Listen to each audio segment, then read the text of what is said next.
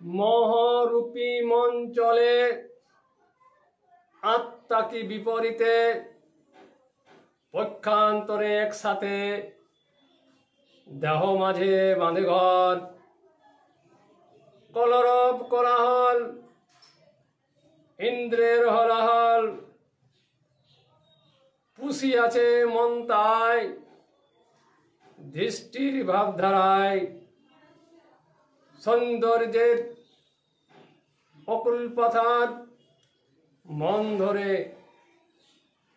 অধরায় রয়ে গেছে কতকাল।